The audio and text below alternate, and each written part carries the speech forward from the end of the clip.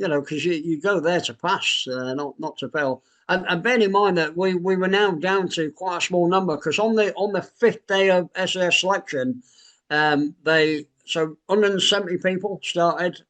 Sometimes you get 220 people start SAS selection. 170 on this course, probably because it was winter and it was bad weather. Yeah. But on the fifth day of this, so you know, I said the first week was nice, gentle.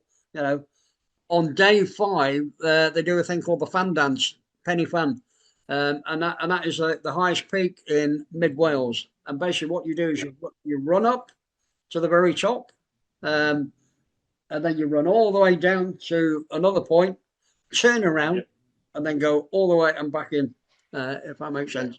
And it's 22, 23 kilometers at Wow. a fast pace, And if that makes at an sense. incline as well. Yeah, absolutely. And and you don't get given timing. And the way they work out the timing is once everybody's finished, so basically you're going balls out as soon as they say go, and away you go. You go as fast as you physically can do it, like, you know. And that's why a lot of people fail because they blow out. You know, they go balls up to get to the top, not They've got realizing no then energy that to go back up again. absolutely, yeah, absolutely. So on average, you lose about between 70 and 80 people on one day. Because what happens is the instructors get together at the end of it, and it's a bit like a horse race. They say, right, what do we think then for timing? And it normally, I think the slowest is 4 hours, something like that. On average, it's between 3.5 hours and 4 hours, depending on the weather conditions and stuff like that. But they all get together and they go, yeah, actually the weather not too bad. You know, bit of rain, you know. I reckon 3 hours 45. And then someone will pop up. No, should have been done quicker than that. You know, you get some of the heartless ones. No, 3:40. And then really, okay. Anyway, it's a Chinese Parliament, right? What are we going to agree on? Right, 3:40, 3:40. Happy, right? Red line, 3:40. If you're on the red line and below it, you've gone. No second chance. Wow. Absolutely 0 second. Because what that tells the instructors is these people that manage to get over that time have done their homework.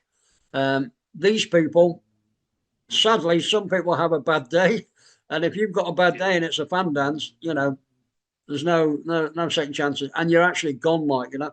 But it's a good indicator really on people that have done the homework and actually been on the hills and trained and everything else, like, you know. So that's 70 odd people gone on day one. So by the time I went, you know, they were down to about 30 people. Um, so it was a big wrench to go that. So they ended up going back to Scotland, distraught, keen as mustard, and they said, "Listen, get yourself back on the next course," which was The summer the summer. course. Yeah, I had no intention of doing a summer course, so I said, "Listen, I'll be back the following year. You know, I'll be back the following January, if that makes sense." So I went about my training, but I met my future wife, Kim, up in Scotland, Scottish lass, and so priority slightly changes. You know, SAS selection's always there. Meeting the right girl is never there, never always there, if that makes sense. So my priority then was to, yes, go on selection, but actually make a relationship with this lady, like, you know. And I'm glad I did because we ended up having four fantastic kids together, like, you know, and you know, it's great. But my priorities did change slightly. So I then went the following. So So there you let was a whole year, as in a summer and a yeah, winter, and then another summer go by. Then the yeah, following winter after that, you went on the course. yeah, yeah, absolutely. So I then went back, but by this time I'd been sent down to Plymouth, to do an instructor on the All Arms Commando course. I said when we did the Commando course, you do that, the beat up, which is quite hard going. So I ended up as an instructor down there, and it was great for me. Passing on knowledge to the younger people coming through, helping them out fitness wise, and I was, although I was a bit of a beastmaster, I was really fair with people. If that makes sense, and to the extent that I know what it's like to have a bad day. And quite bizarrely, a guy got in touch with me quite recently, but he on the fine leg size, you do about a 12-mile march off Dartmoor, and with full kit, and they're carrying a lot of kit. If that makes sense. And one of the lads who was a good lad, this boy, he was struggling really badly. So as you do, because we're doing it as a group, and you're only as good as the weakest link, I suppose. I grabbed his Bergen, so carried his Bergen. Someone else grabbed his weapon, and we helped the lad through, and we got to within the sort of final kilometre, where all the vehicles were going to be, and also the chief instructor or all the other. Yeah. We sorted him out. You popped stuff back on him. Yep. Yeah, absolutely. And we ran in, and well done, lads, you've all passed, and you're going to end up going to Livingston, so fine. But the reason I helped him was he was having a bad day, because I'd already seen in the 5 weeks that I'd already had him, I knew that he was better than this. He was just having a bad day, and it's being able to understand people and what they're going through. The dross that people don't want to, but you can get rid of them quite early on. But by this stage, these are determined individuals who want to be commando thing, and it's being able to identify that he's either a tosspot or actually he's having a bad day, and I think that comes with experience. If I may. Anyway, so this guy ended up as a major in the Royal Marines. He actually transferred to the Royal Marines. Yeah. And he contacted me. He said, "Mick, you probably don't remember me." He said, "But I'm the guy that you carried the kit off and everything." He said, "But that inspired me to then transfer to the Royal Marines and become an officer in the Royal Marines." So it was nice to hear that that actually someone that was struggling, you helped out, and they turned it around. And he did well in life, yeah. Yeah. Absolutely, but we always knew that. We always knew that there was something in him, and it's just because we all have crappy days, and it's being able to get through that, if that makes sense. But unfortunately, with the fan dance, you have a bad day on that. There's no second chances away, and we've seen really good lads, and that's why they always give people a second chance of coming back. Because if you fail the fan dance because you had a bad day, at least you can try and rectify that when you come back. If that makes sense.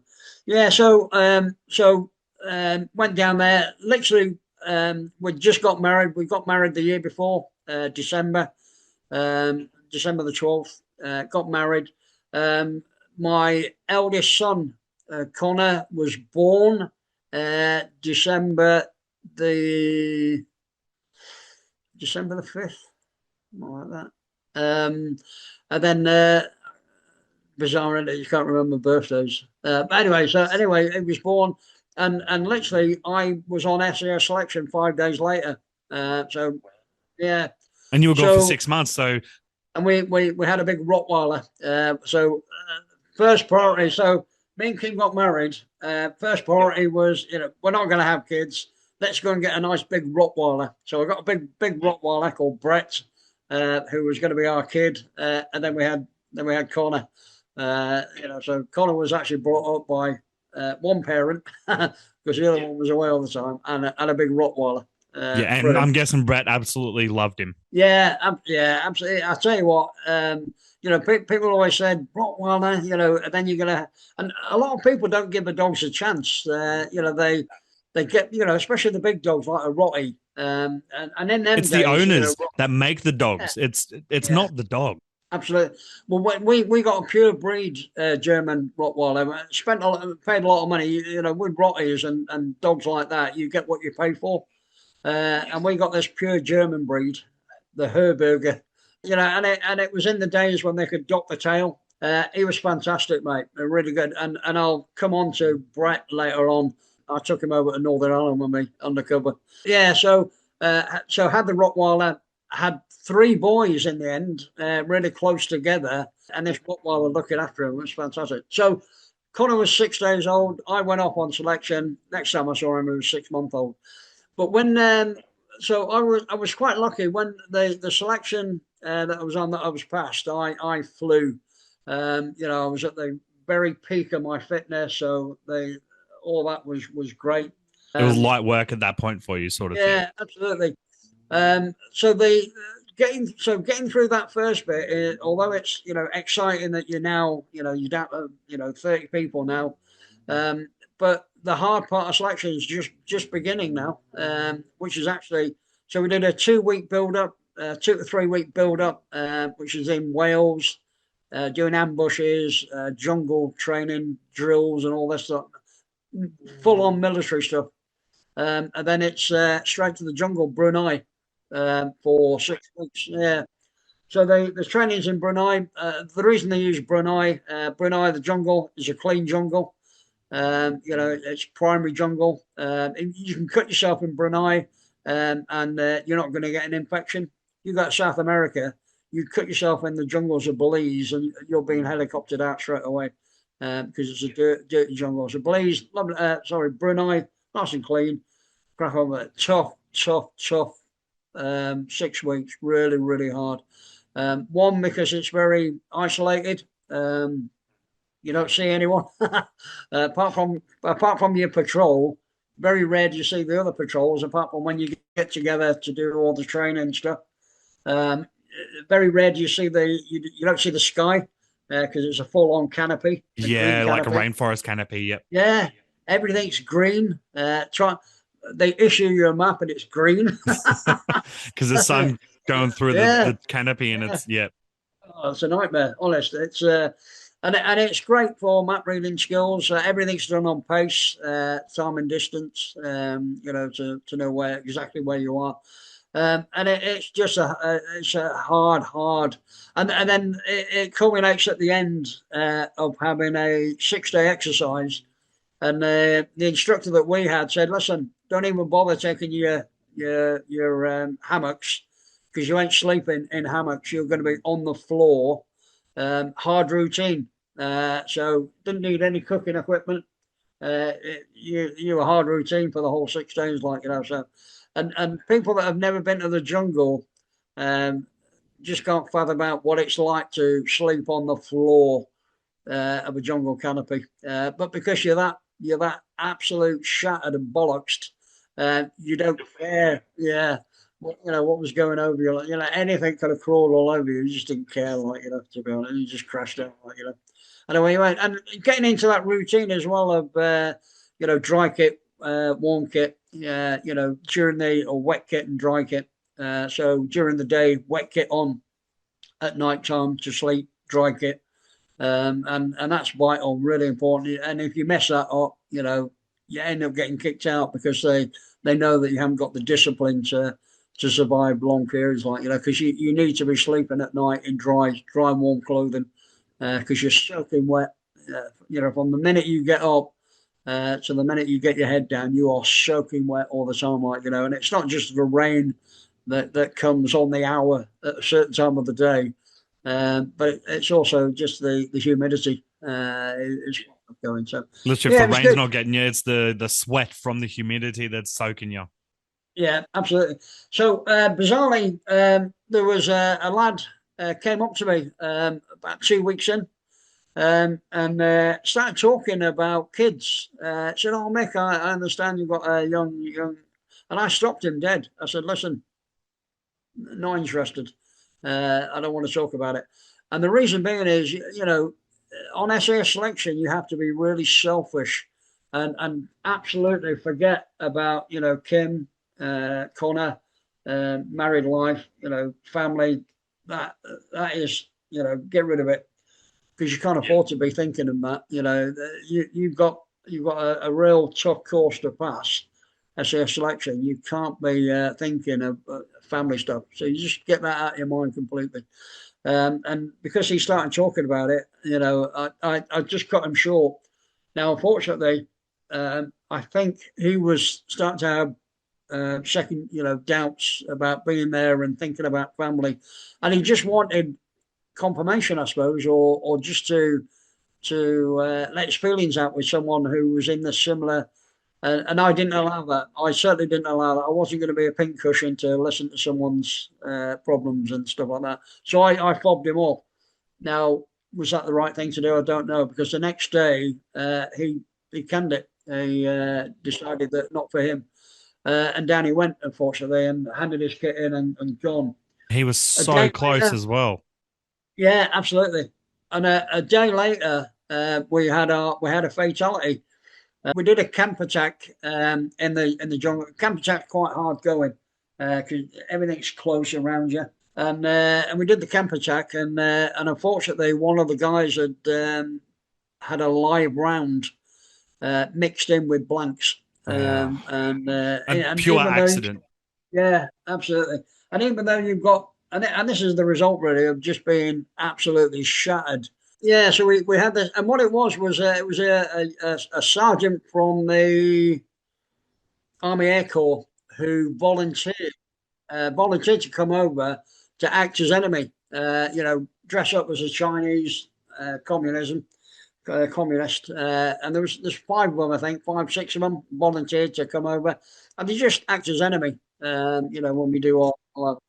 Anyway, so this lad, when he was doing the camp attack, was stood probably about 3 feet away from him, pointed the weapon at him, shot him, thinking it was a blank. This live round hit the back of the BFA, blank firing attachment, on the end of the weapon. So hit the BFA, but a tiny slither of the round peeled off and went down the side of the BFA and through this guy's heart. And collapsed on the. It was dead instantly. Died automatically. But the guy didn't know. He just thought, acting well. Carried on. But we could hear it because we did the camp attack in the morning, and we were in the afternoon. We were doing something, cleaning weapons, I think, and we could hear, blank, blank, blank, blank. I was going And to say, then I'm blanks like, also sound very different to live ammunition yeah, as well. absolutely. And we all sort of looked at each other, and went, that was a live round. And then all of a sudden, carrying someone out of the jungle for training. Welcome to the SAS, supposedly. So one of the guys who was on our selection went back to that base camp in Brunei and actually took a picture of the little plaque of this guy's name that was on a tree, which was quite nice to see after all this time, So the guy didn't do it. What happened was everybody that was on that camp attack, bizarrely, the Royal Military Police came in wearing their suits in a jungle environment. So came in to take in statements and stuff like that. And because nobody knew, so the lad didn't know it was him. Still didn't know it was him that fired the round. Yeah, he Because thought of it could have been anyone. Yeah, absolutely. So he and all of them had to hand their weapons in. Typical SAS mentality. Everybody then they had to go and cut a bit of wood to similar size to a weapon, because in that evening we were doing a night NAVEX, night navigation exercise. So fatality, got to carry on, So so we did the night NAVEX. The next morning, all the new weapons came in. Everyone got the new weapons. Jungle training carried on as per normal. So for the next 4 weeks, getting harder and harder. Finished with the final exercise, tough going, and then we all got flown out. Huey helicopters came in, flew us out to the base camp, and the RMPs were all sat at the heliport waiting for the helicopters to come in, and that's when this lad got told, actually it was your weapon. You were the one that fired the round, So he actually passed selection, but on just as we were getting our berries, being issued our berries, he got called out and told that he was RTU'd, and he got sent back to his unit. Yeah, and the reason being is this was now going to go through a board of inquiry. They didn't want an SAS guy to be on the board of, so they sent him back to his unit. And he came back 12 months later and had to do the whole selection process Did he make it again. again? Did he make it this time though? He did, yeah. He came to my squadron, and as it happened, he died. He was one of the Bravo 20 fatalities in Bravo 20, bizarrely. Yeah. So yeah, but it was a strange feeling. But coming out the jungle, no one really knows, I suppose, if you passed or failed. Yeah. And we had about a 4 day period in the camp getting cleaned off, just because I'd lost about 2.5 stone in weight, and yeah, you come out, you completely drained and everything, like, so it was recouping and filling out again and everything else.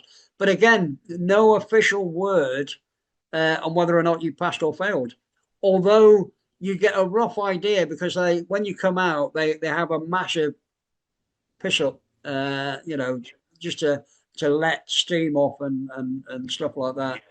And you get a rough idea just because some of the DS directing staff, they come over and start talking to individuals.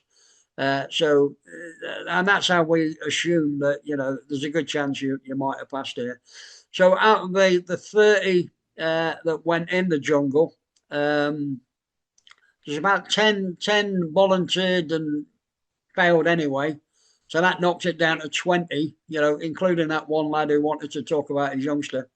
So they were gone already, and that left 20, and of that 8, so 12 was past the jungle phase, if that makes sense. Yeah, 12 passed.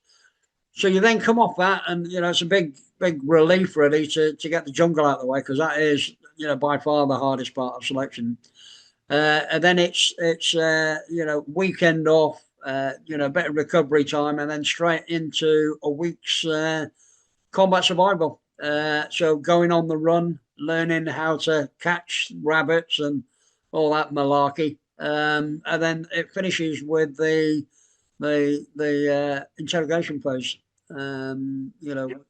Which And that's apparently where they really figure out the type of person you are, not just for the show like the SAS Who Dares Wins, but just in general. And how did you handle the interrogation phase, if I may ask? I actually thought I'd failed because so you're held for 36 hours and you go through 10 different interrogations, and it's all different tricks, and they're all different, from the female stripping you off, taking the mickey out of you, this, that, and the other, to good guy, bad cop type routine, all this. So you go through the different, and unfortunately on one of them, and I wasn't even in interrogation. I was actually out pinned against a wall in a stress position.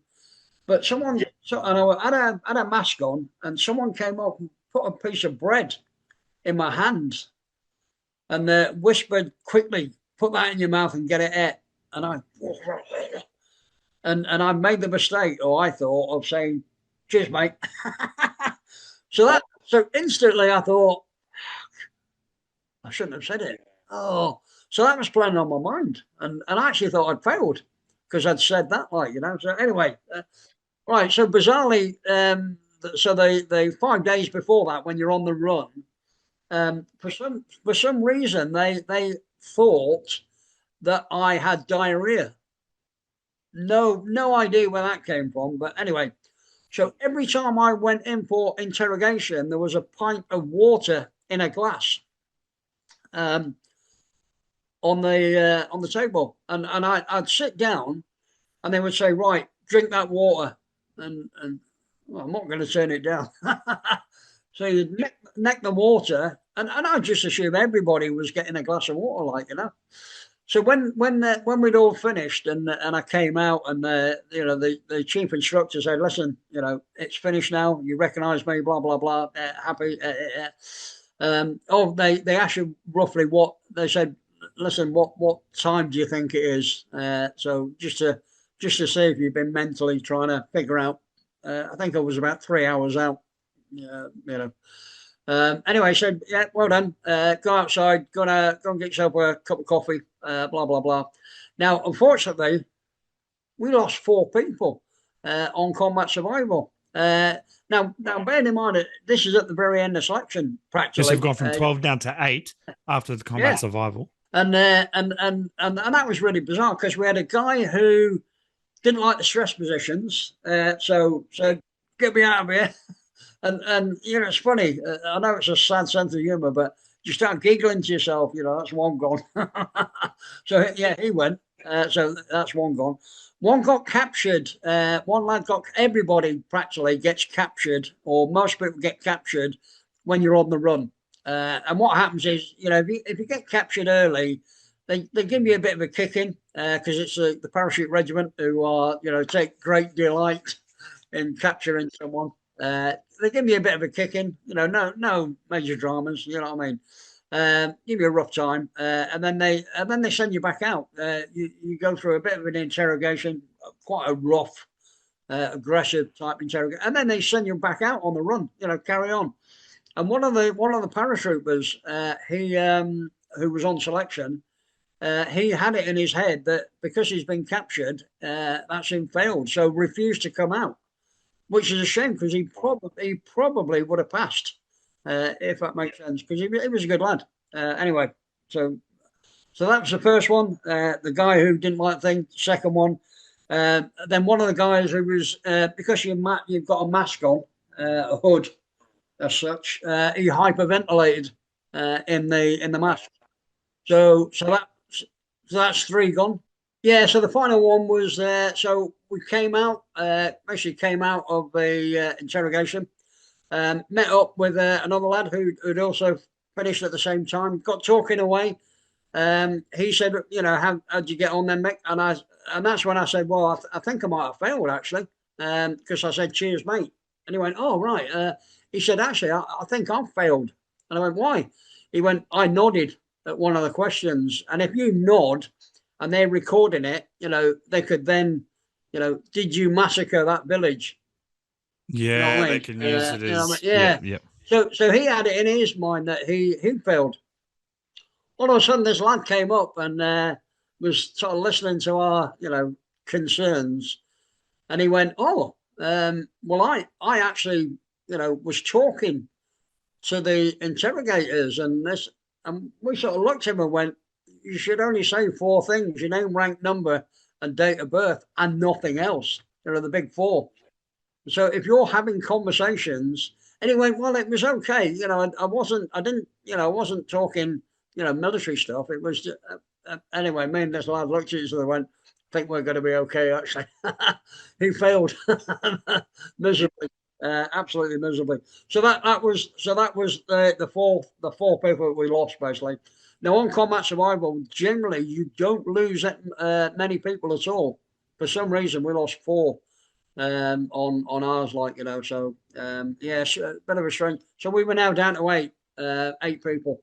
And then the final sort of 2 or 3 weeks is wearing black kit, respirators on the range, just getting used to, the basics of what it's like to be in the SAS and stuff like that. A bit demolitions work and all that, and it was all the Gucci stuff that you see on the anti-terrorist thing. Someone always says that. So a really good friend of mine is Billy Billingham, who I'll recite a story about. But SAS selection and Who Dares Wins on television, completely chalk and cheese, because absolutely no one shouts and rants at you, especially on that first 3 weeks, because they want self-motivated people. If you're shouting at someone, you're doing the motivating, and that's not what they want. So, and everyone's really polite, and we've had guys where they've woken up. You wake up at 4 in the morning or 3 o'clock in the morning to get ready to do an early morning, you know, tab around the hills or whatever, and it's really shocking weather, really bad weather or whatever. And we've had people sort of go, look out the window and go, no, not for me. And they go, and the DS are really polite. Yeah, don't worry about it. Like, go and hand your kit in.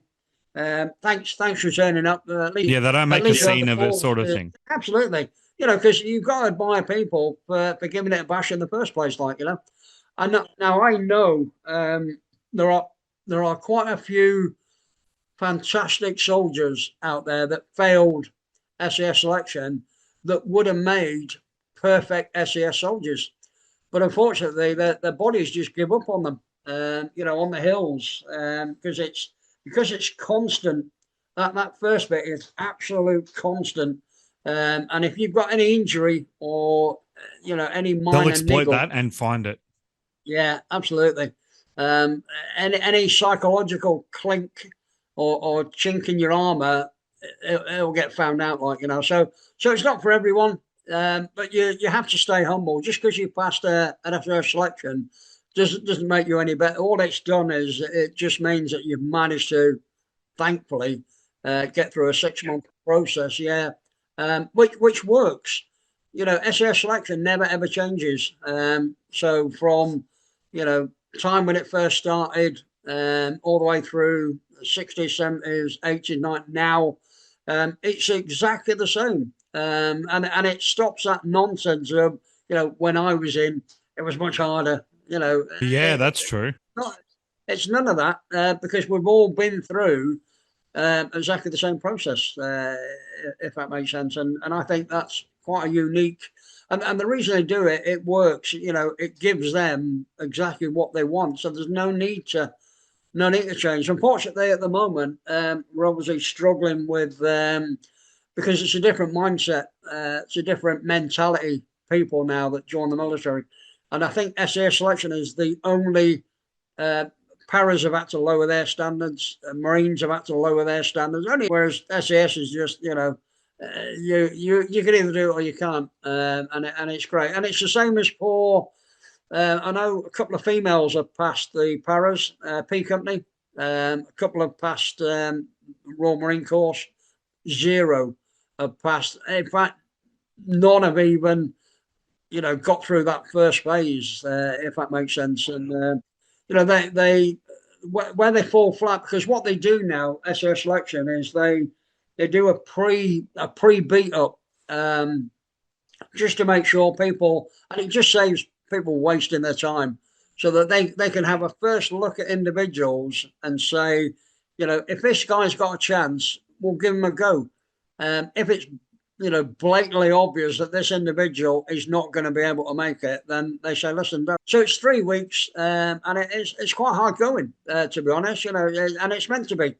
And I think the furthest we've had is a couple of females have, been on that, and failed it, unfortunately. And someone always said to me, at some stage, a female will pass. Well, not in my lifetime, they won't, because it's not.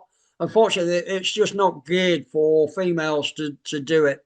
I hope I'm wrong, and they, because I took my hat off to them too that passed P Company, because that took some, to do that. Fantastic. But I've always said, if a female passes on their own merit, then they deserve to be there, because I think there's too many outsiders, I think, within the selection process of paras, Marines, and that lot, that try and push the fact that, right, we need more women. And actually, that has a real bad effect on the female themselves, because if you ask any female, they would rather pass a course having done exactly the same as what of all that, they don't want favours, because ultimately, when they go up and join their units, their peers that they're working with will be looking at them, either with a positive, yes, you deserve to be here. But if they've been given a bit of a leg up, they're not going to be accepted. And that's detrimental to the female, if that makes sense. So, there's plenty of females that are capable of passing, P Company, Royal Marine selection. Just not that many, to be honest. So, trying to push, and the SAS don't need females to do selection, because what they do, and I'll highlight this in a second. If they need a female for an operation, they just go and borrow one from SRR. Yeah. So it used to be called 14 Int for Northern Ireland. Rather than having that organisation being wasted because Northern Ireland's finished now, they changed it into a thing called the Surveillance and Reconnaissance Regiment, SRR, or or as the SAS quite cruelly sort of call it, the SAS Rejection Regiment. So if you fail if you fail SAS selection, but you're a good person, they'll say, "Listen, why don't you give that a go?" Yeah, yeah. If that makes sense. Tangenting into your service with the SAS very quickly before we wrap up with some post-service time talk, I jotted down in your episode with Phil Campion, you and who you just mentioned earlier, Billy Billingham, were actually captured. Talk me through that. At the end of, when you get issued your berry, there's no fanfare, there's no song and dance. Well done, shake your hand. There's your staple belt, your berry, and I asked for Mountain Troop B Squadron, because it was a renowned squadron for having different. It wasn't heavy on parachute regiment, it wasn't heavy on Royal Marines, it wasn't heavy on that. At the time, it was quite a family orientated squadron. So it was great. So, got that, got what I wanted. So met up with the squadron commander. Fantastic. The sergeant major, who was a fantastic individual. Quite notorious. I won't talk about him, but great bloke, if that makes sense. And, made you feel really welcome. So, right, mate, head back to Plymouth now and go pack up your quarter. And get yourself moved up. You and get Kim and Connor moved up to Hereford. So that's what. So the first week was moving up, saying our goodbyes to 29 Commando. Had a great time with 29. But unfortunately, I wasn't in Arbroath. I was down in Plymouth now met up with the RSM, had a cup of coffee with him, which is great. So it was nice to leave 29 Commando on a good level. Yeah. It makes sense. But, compared to the artillery in Germany that you were like, nah, see us. Yeah, absolutely. Yeah, absolutely. Because 29, they're a good unit. They're a good organisation, good people running it, and they've got a bit of oomph about them, which is what we like, if that makes sense. So did that, moved Kim up, great. First thing that we had was the first Gulf War kicked in. I ended up not being part of it really, because they wanted 8 of us to be instructors in UAE. So we sort of did that. So really didn't, and it wasn't a B Squadron fight. This was G and D Squadron. D and A Squadron. They were the 2 squadrons out there. So it was their game. We were just bit parts. And so I totally disagreed with the Bravo 201030. We shouldn't have been there in the first place. So it wasn't. I just thought it was a crock of shite, to be honest. Trying to find jobs when really there wasn't one. And actually, B Squadron shouldn't have been out there in the first place, because we were on the anti-terrorist team for 6 months up until the December. January, everybody deployed. But then you had G Squadron who'd spent six months in the desert doing all the training, the build-up for desert warfare, automatically now on the anti-terrorist team. What they should have done was extended B Squadron on the anti-terrorist team, stay where you are. G Squadron, because you're fully up to speed, you being the 3rd Squadron, over there. And as it transpired, we lost some really good people in Bravo 20, if that makes sense, which was quite needless, I would say. That's the one part of my SS career that I totally disagreed with. if that makes sense. Just full of shite, mate, really. We shouldn't have been there. So got that out of the way. We have a 2-year cycle. 6 months you're on the anti-terrorist team.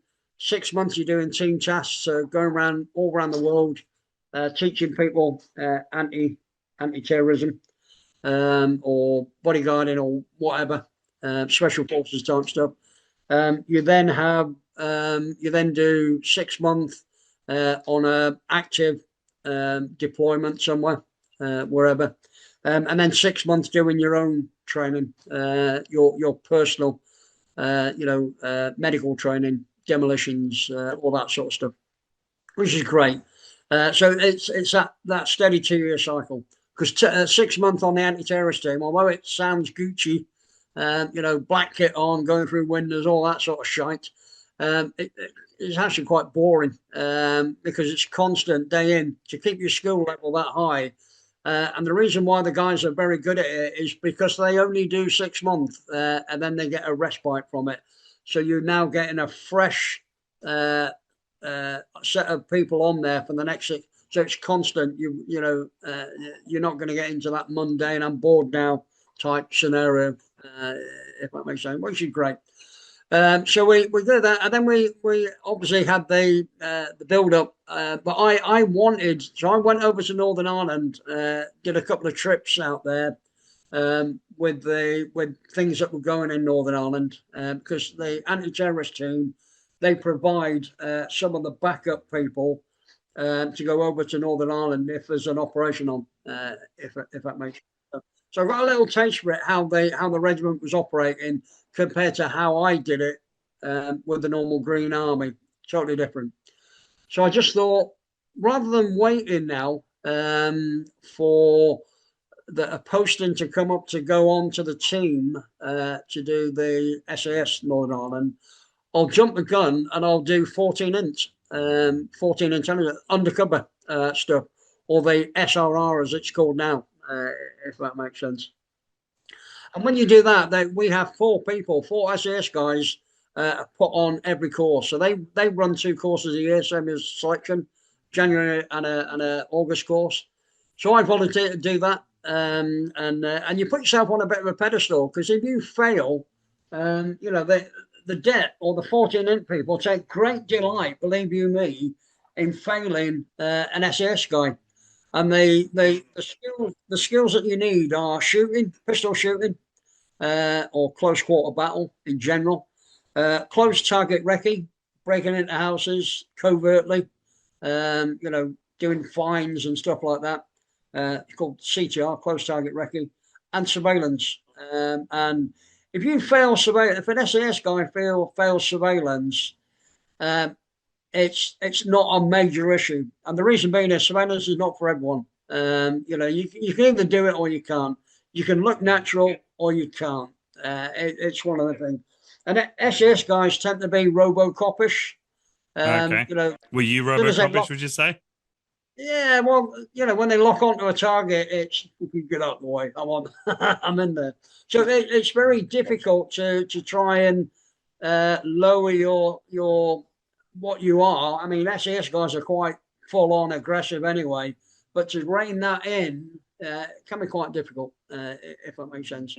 So we've had the odd 1 or 2 people have failed surveillance. Not a big issue at all. You failed the other 2, shooting CTR, that is a big issue.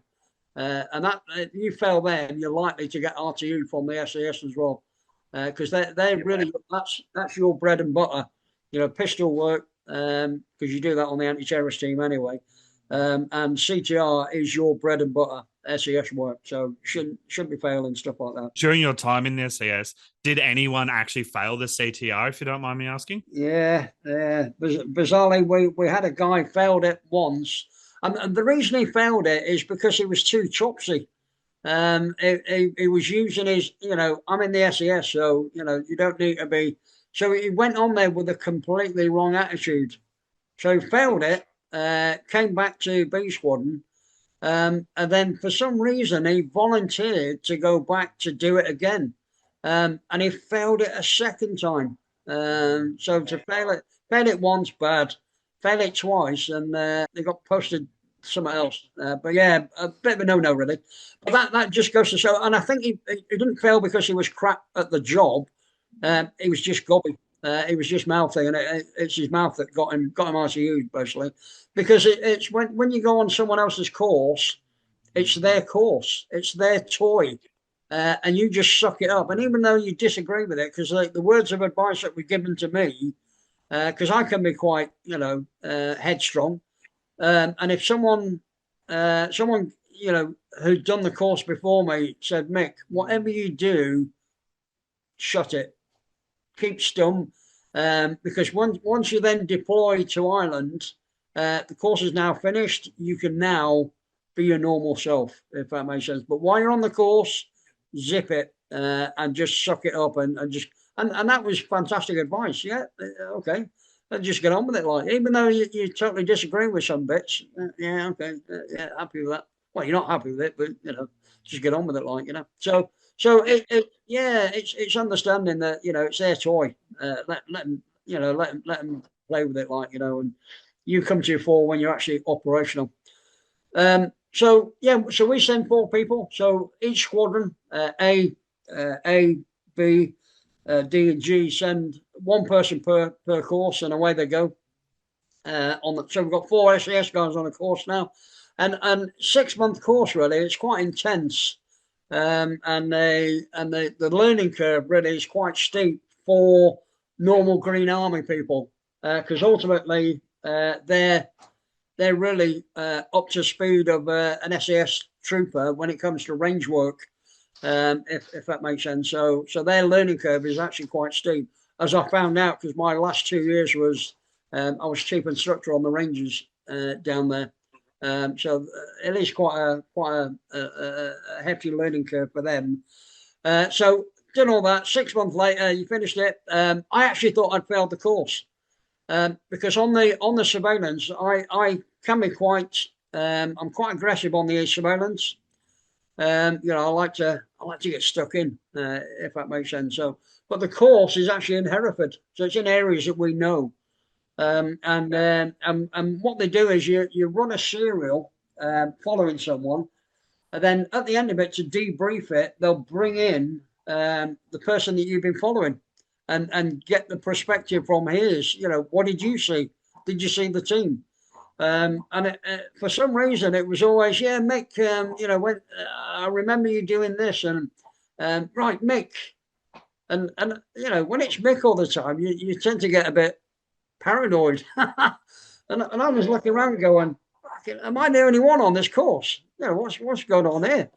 So, and this wasn't just on one serial. This is on every serial. Like that. What the hell? So anyway, at the end of it, the chief and the training major came in. Said, right, mate, you passed. Happy? Yeah, yeah. I said, to be honest, I'm actually quite surprised I passed, to be honest. He said, well, why? He said, well, you were sat in there. You could hear what was going on. I says, am I the only one doing any work on the thing? He went, Mick, that's because you're keen as mustard. He said, that's fantastic. In Hereford, that's great. He said, some of these people here that are not keen in a safe environment are not going to be as keen when they go to Northern Ireland doing this for real. He said, but now we can rein you in, or you'll rein yourself in, because you're now going into a hostile environment. As it happened, I didn't, and I was blown I was getting blown all the time out there, to be honest. But hey, just get stuck in. I'd rather get stuck in than have a safe tour, if that makes sense. You know what I mean? So anyway, pass a course. I think there was again 12 of us passed. And it worked out 4 or 3 people went to the 4 different debts. You had one in Belfast. We were the second debt in Belfast, but we were actually allocated province wide. So based out of Aldergrove, the airport. You had a debt up in Londonderry. So for all you Catholics out there, Londonderry, not Derry. And the other one was in the same hangar where we were in Aldergrove, but they were in charge of South Armagh and the rural, very much rural debt work and stuff like that. So, 4 completely different debts, and we were lucky. we were really active, had lots of successes. Managed to get that bravery award through an operation where for 36 hours I was hidden away quite uncomfortably for quite a while. I can't really go on any more than that. Yeah, and it's it was, and it was great because at the end of it, we stopped the bad people from blowing up a police station, and we actually from stopped achieving their objective. Yeah, absolutely, which is great. So fantastic tour, loved it. Came back, finished straight back to the anti-terrorist team. bit of a sort of shock to the system. Back to the anti-terrorist team, and then it was the build-up ready for Bosnia. So we then deployed to Bosnia. I think I was away on a course, but Billy and a few others went and did Serbo-Croat.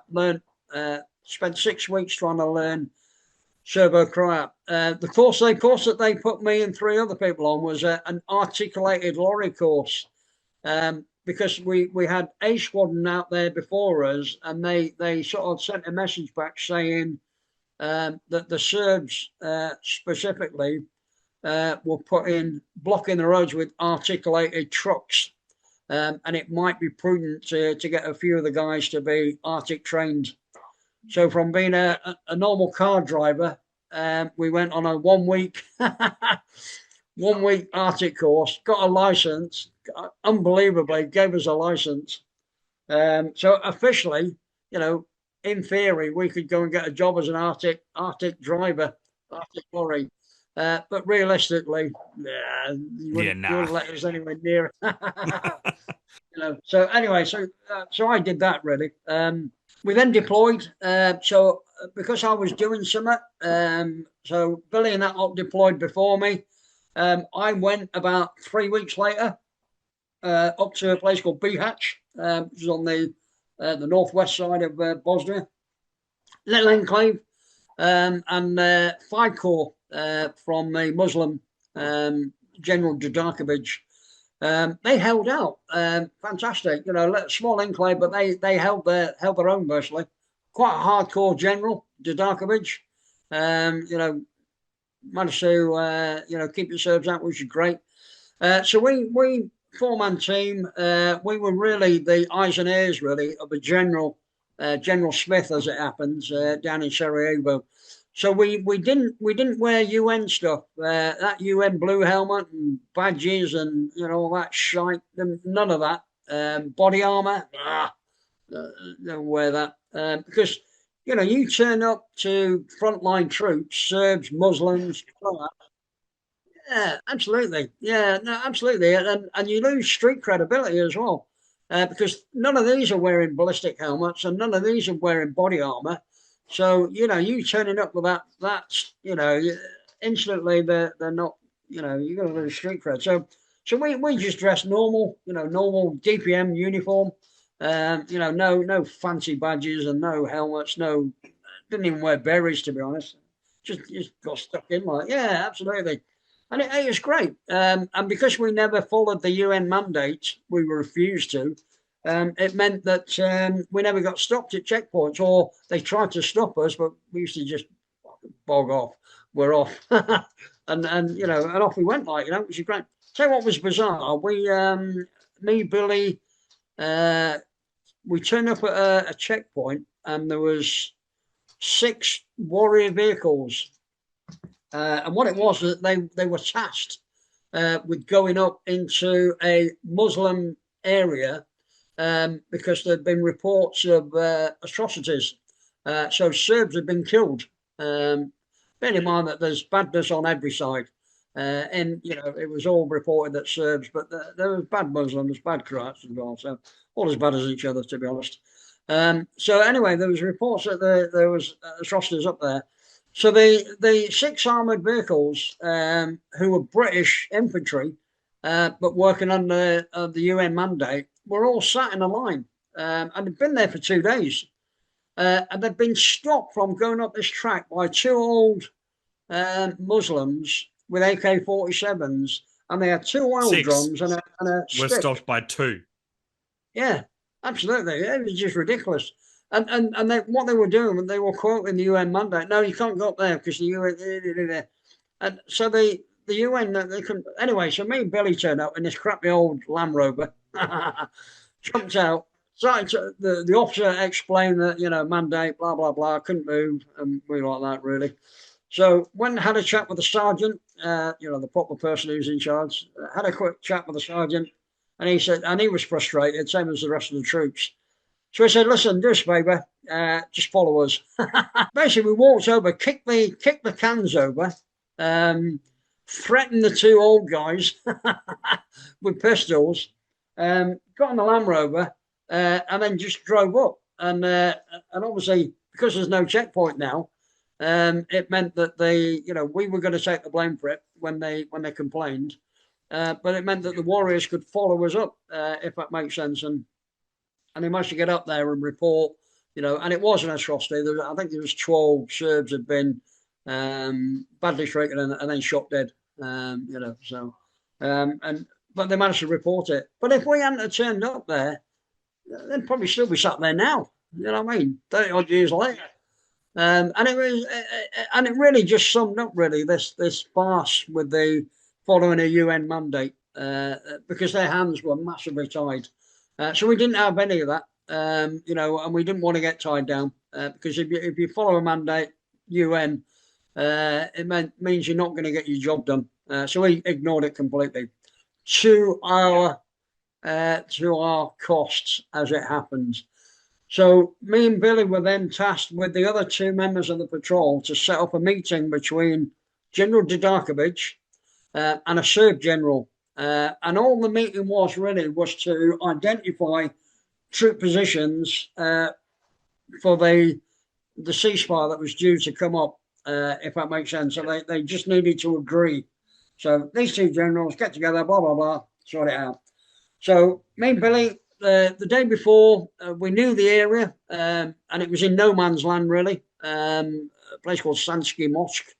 So around that area.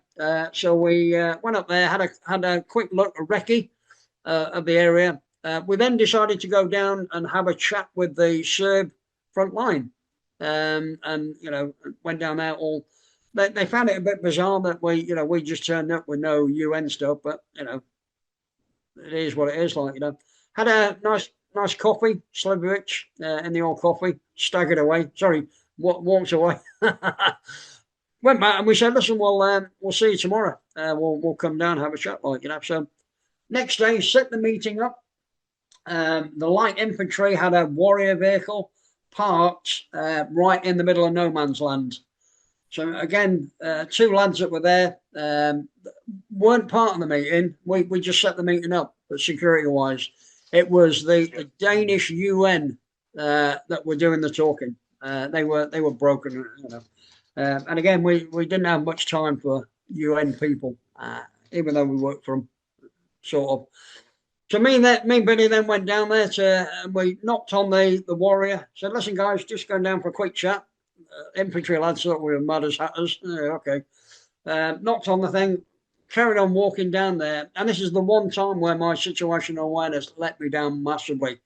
Because when you're walking down there, we could identify that the troops were now different. These were not the same people that we were talking to yesterday, uniform-wise, and their bearing was totally different.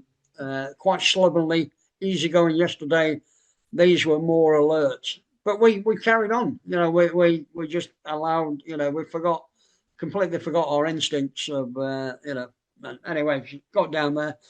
And I think we surprised them, because they weren't expecting these two scruffy looking individuals to turn up So they took us prisoner. They, about 8 of them, AK-47s or their variant, pointing at us. There's not a lot you can do when you've only got a pistol. Against AK-47 variants, yeah. Yeah, absolutely. Yeah, and plus they held the high ground as well, overlooking it. So any shootout, we're going to come second, if that makes sense. So anyway, so it was okay, So they then took us into a little house, isolated house, like a barn. or a farm cottage type thing. Quick interrogation. They took our pistols off us, took our magazines off us, took our maps and our notebooks off us. Now, all our maps and notebooks had nothing in; they were sterile, and that's the SAS way. So there's no inclination that we were SAS. And our official story was joint commission observers, JCOs. We were just observers for the UN. But we didn't have any UN stuff apart from ID cards. Our ID card said UN, and that was the only thing that said UN, nothing else. So quick interrogation. They then decided that we needed to go further back. So they drove us all the way down to a place called Priador, which is about a 45-minute drive all the way back there, So this colonel or major was sat in the driver's seat, and it was a 4x4, small 4x4, but he drove, and a big burly Serb, big beard on him, was sat in the passenger seat with an AK bearing across his knee. And then me and Billy sat in the back, so as you do, we started whispering to each other, blah, blah, blah, blah. And an old matey sat in that front seat. All of a sudden, the major said something to him. He then sort of rose up in the seat, turned round, pulled his AK forward, and then cocked it in our faces. And we were like that, looked at him, and then me and Billy looked at each other, and we, for some reason, I don't know if it's nervous energy or what, but we started laughing. And the reason being we started laughing was, if we'd known that he didn't have his weapon cocked, we could have jumped you. We could have done something. Because everybody on the front line that I know has got around in the spout already, good to go, So not having that, so we just thought unprofessional. So we started laughing a bit, which annoyed him somewhat. So he span back round, a bit peeved off that we were laughing at his show of strength, I suppose, cocking. We obviously kept quiet because that was what annoyed him in the first place. 45 minutes later, and bear in mind that you're taking in the surroundings, observing where artillery tanks were and all that. So we were getting quite a lot of intel from our little drive up to Priador, probably getting more than what they're going to get out of us, So got to this camp, and it was a notorious camp where Muslims were getting killed and being starved. It was quite a renowned camp, bad place to be. Anyway, so they took us in. I got dragged in for interrogation first, and now being in Northern Ireland, you get used to understanding the methodology of a cover story. And my cover story was, I've only been here 2 weeks, and I'm just a driver. I know nothing. And I just stuck with that. So for an hour, listen, mate, I haven't got a clue what you're on about. 2 weeks. What am I going to learn in 2 weeks? And it was that, and it was repetitious, on and on and on. Anyway, they got sick to death of me, threw me out into the corridor, and then Billy got dragged in. Now Billy started speaking a bit of Serbo-Croat to them, and they just put two and two together and went, "This is a clever one. That thickie out there, the driver, is a waste of space," and that must have been what they come up with, because Billy got let out, so I'm expecting to be dragged in. Yeah, because one in, one out, one in, one out. Yeah. Absolutely. So Billy got dragged in. He was in there 20 minutes, out. Billy, out. It was just Billy. It was all Billy, nothing else. Which was, great for me. So the guy that turned around, that cocked it. So he was outside now with about three other people standing guard, and he was giving me a bit of a hard time, kicking. He had a big bayonet that he pulled out and was sort of digging it into your ribs and threatening you with it. But it was just normal intimidation that you would like scare tactics. Yeah, absolutely. I knew in reality was that they're not going to kill us because we've just showed them a UN ID card. So although we don't look it, but actually we're UN, so they're very unlikely. Even though these are bad people, they're very unlikely to to kill 2 UN people, if that makes sense. But I think what they were trying to get out of us that we were SAS, because the SAS we were, and another patrol had brought in aircraft in Srebrenica, for instance. All the aircraft was brought in by an SAS patrol. So they were trying to.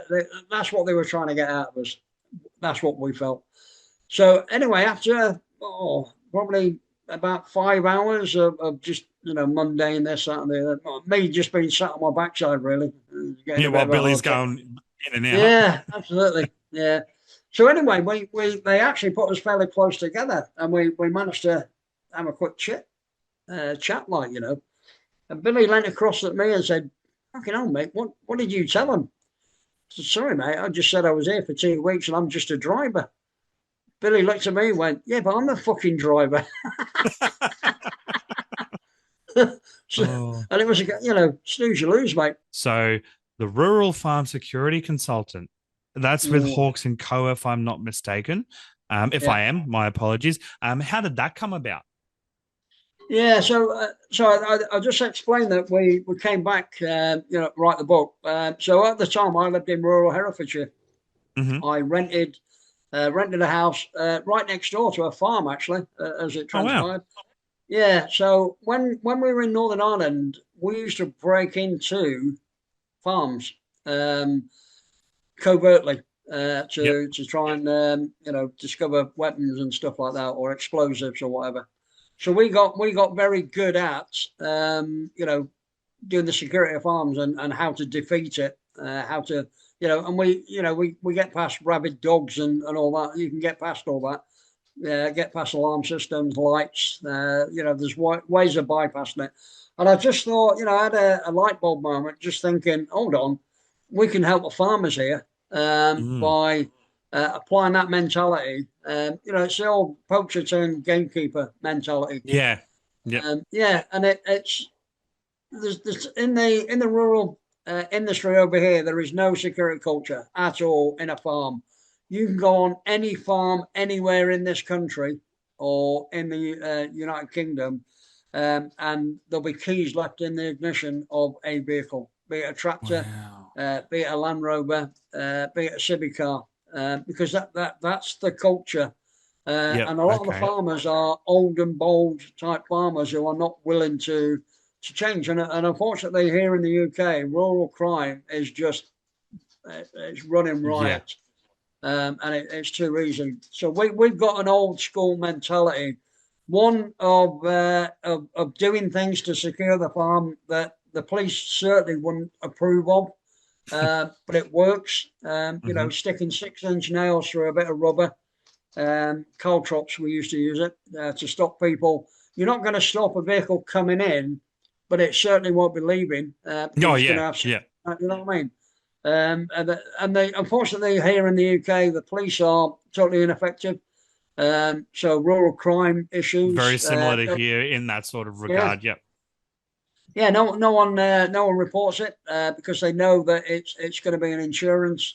The police will write off as soon as you apply for an insurance company. The police write it off straight away as no longer like job done, no longer their issue.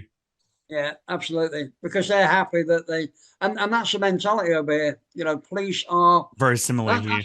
Yeah, I mean, I'm quite vocal on LinkedIn. And yes, I'm very and deservedly so. Yeah, absolutely, and one of the reasons is civilian population deserve better from people, and it's people like me really that have got a massive amount of experience. So we can help people by applying common sense, not expensive, not bullshit, which we do.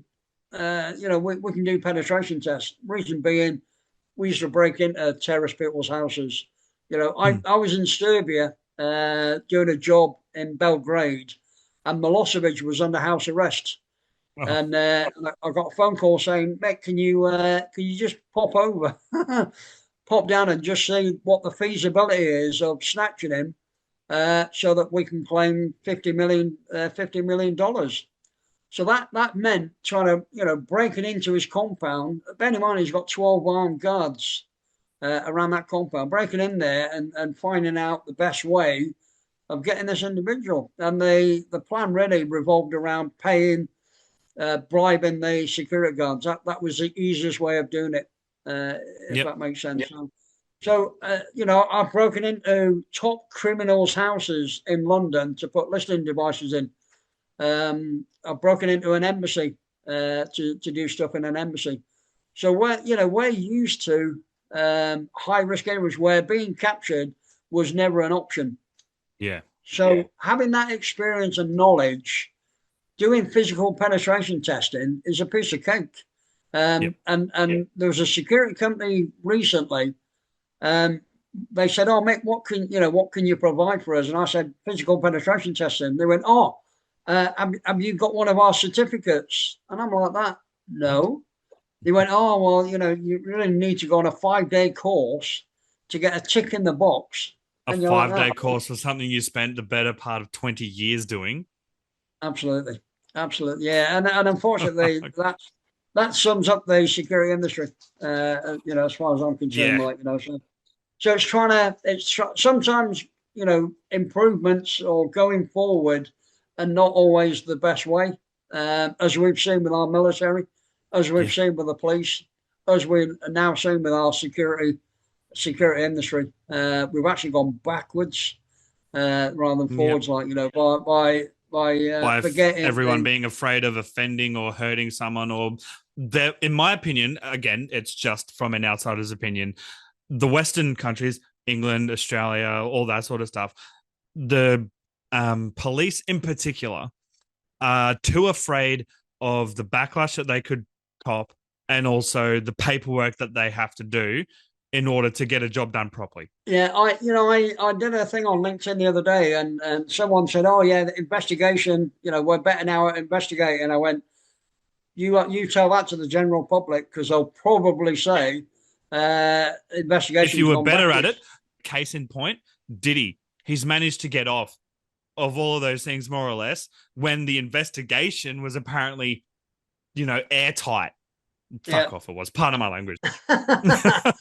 but yeah, and you've hit the nail on the head. Really, is the police. I'm not a big fan of pan for doing your job. Hold on, that is your job. That's your job. Just get on with it. You get paid to do that. Yeah, so same as the border force. The French the other day were seen in front of a TV crew wading in up to their knees and then slashing a boat. And that's what. Hold on, that's one boat you've done, and you've done that for the TV camera crew. Oh, exactly. It's like when the AFP, the Australian Federal Police, they bust like a methamphetamine drug syndicate. They've managed to get like millions of dollars worth in the equipment. But that's your job. I don't need to know about it in the news because you're doing your job. Good to know they're doing their job. If you were doing your job properly and effectively, you wouldn't need to make a news announcement about it. Yeah, absolutely. And unfortunately, we have that with the farm industry as well. So the farm industry, the NFU, they're overrun really. So they're very reliant on ex-police people, which is the National Rural Crime Network, which is full of ex-policemen. So they're obviously backing the police.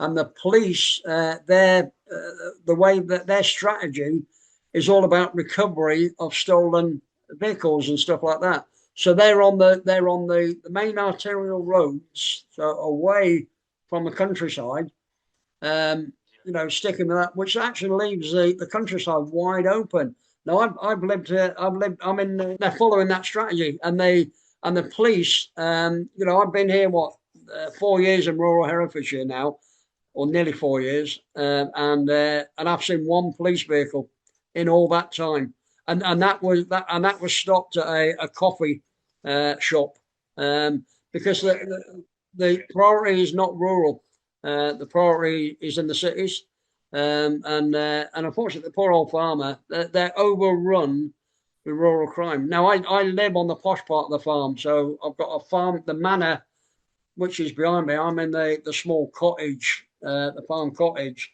and they've got me in it here really because I'm another set of eyes and ears for them for security one, but also here it's really really quiet, and for me it's great, but for rural criminals, too easy a target around this area. But like I say, it's because there's no security culture, unfortunately.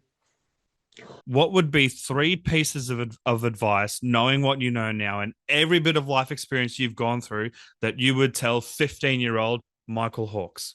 Good point. Good question. Still join the military. However, go directly to SF if possible, because they're the only ones really that have maintained. And I know that that's impossible to do because you have to be in the Green Army. But I would spend as minimal time as possible in the Green Army and go straight to SF. The other one would be to never take life serious, and also, and the final one would be standards, maintain integrity and standards, because unfortunately, in a security industry, in a police force, in a government, they are sadly lacking, and unfortunately, and sometimes it takes people to maintain men's standards to try and make change, and unfortunately, we're in a real pickle here in the UK. I would say we've gone past the threshold of losing our country. I think we've lost it, because no matter what changes can happen, people go on about the reform. I don't think reform is the answer. I think a new party coming in that's not tainted in any way with the corrupt politicians that we've got now, slightly closer to centre rather than the far right. Rather than left or right. Yeah, exactly. Yeah, because if you're too far right, you're never going to get the far left to come over. But if you're slightly good right centrist, center, yeah, exactly. You've got a better chance, I think. But until that happens, nothing changes, unfortunately. And we have lost the country. We've got so many Muslim mayors over here. We've got Shia law in some of the councils already. We thousands of people crossing that channel on a daily basis with no sign of it stopping. Yeah, we're in for a culture shock. You know what I mean? And we are sleeping to the abyss. In fact, that we've gone past that. We've now fallen down the abyss, unfortunately. But and this is why I'm so vocal, really. I'm certainly not worried about upsetting people. And same as when we do our teaching. We don't abide by what the authorities want. We went to a school in Aldershot to teach the kids, and the teacher said, "Mick, can you come back and teach restraint training?" And I said, "We have you not been taught?" They said, "Well, we have, but our teachers get hurt by applying what they've already been taught." And so we went there with a more robust attitude to doing it, because we're not worried about hurting bad people. Some of these kids at 14, 15 years of age can do quite a lot of damage to these big kids. So you got to treat them how they come across, and if they're being aggressive, then you need to be aggressive back to them, and not worry about it. Same as when we do breakaway stuff. My daughter, which is why I get her to do it, because kids and women especially, they relate to her being taught it rather than an ex-SAS guy. But we have a plan B, and if that restraint thing, if that breakaway doesn't work, here's how you quickly snap a jaw, or here's how to quickly snap an elbow, or dislocate a knee, or whatever joint is closest, or whatever. Yeah. Because you're not teaching people to fight. There's only a certain amount of individuals that know how to fight on the streets, and it's not that many, to be quite frank. So everybody can learn how to try and break away, but it's always nice to know that by just doing something else, it's going to get them away from you. So we talk about umbrellas, and if you've got an umbrella because it's raining or whatever, and someone's giving you a hard time, just poke them in the eye. And if their eye pops out at the end of the umbrella, fantastic, because they're going to be more concerned about looking for their eyeball than they are worrying about me, if that makes sense. But it's that mentality of getting things across, if that makes sense.